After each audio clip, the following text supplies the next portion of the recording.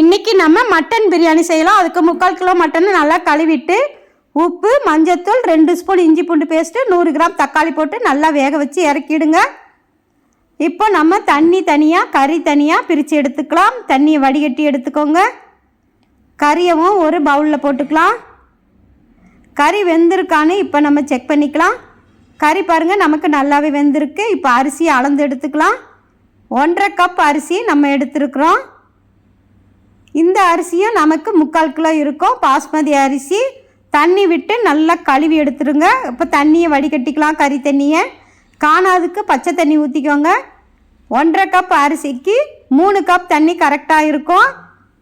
இப்போ தாளிக்கிறதுக்கு 50 ml தேங்காய் எண்ணெய், 50 ml நெய் விட்டுக்கோங்க.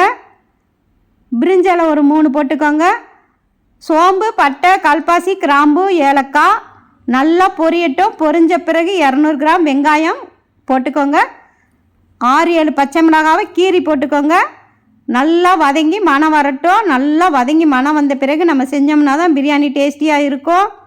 பாருங்கள், இப்போ நமக்கு நல்லா வதங்கிட்டு இப்போ மல்லி இலையும் கொத்தமல்லி இலையும் போட்டுட்டு இஞ்சி பூண்டு பேஸ்ட்டு 1 ஸ்பூன் போட்டுக்கோங்க. திரும்பவும் நல்லா வதங்கி மணம் வந்துடணும்.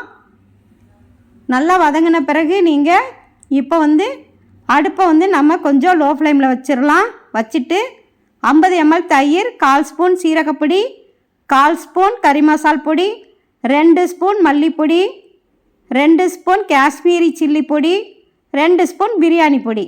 இப்போ அடுப்பு லோ ஃப்ளேமில் இருக்கட்டும். 1 நிமிடத்துக்கு நல்லா வதக்கி விட்டுக்கோங்க. வதங்கின பிறகு நம்ம கறி தண்ணியை ஊற்றிக்கலாம். உப்பு போட்டுருங்க. கலந்து விட்டு மூடி போட்டுட்டு எலக்ட்ரிக் ரைஸ் குக்கரில் நம்ம இன்றைக்கி செய்கிறோம். சுவிட்சை ஆன் பண்ணிக்கோங்க. மூடி போட்டுட்டு சுவிட்சை ஆன் பண்ணிக்கோங்க. இப்போ நம்ம குக்கில் வச்சுருக்குறோம். கொதித்த பிறகு ஆஃப் பண்ணிவிட்டு இப்போ நம்ம அரிசியை போட்டுட்டு கறியவும் போட்டுக்கோங்க. மல்லி இலை, புதினா போட்டுடலாம். லெமன் ஜூஸ் 1 பழம் பிழிஞ்சு ஊற்றிக்கோங்க. 1 ஸ்பூன் நெய் விட்டுக்கோங்க. கலந்து விட்டுட்டு மூடி போட்டுட்டு நீங்கள் சுவிட்சை ஆன் பண்ணிக்கோங்க. ஆன் பண்ணியாச்சு. இப்போ குக்கரில் இருந்து நமக்கு வார்முக்கு வந்துருச்சு. இப்போ ஆஃப் பண்ணிவிட்டு நீங்கள் குக்கர் மூடியை திறந்து பாருங்கள். நமக்கு எவ்வளோ அருமையாக மட்டன் பிரியாணி ரெடி ஆயிடுச்சு பாருங்கள். உதிரி உதிரியாக இருக்குது பாருங்கள்.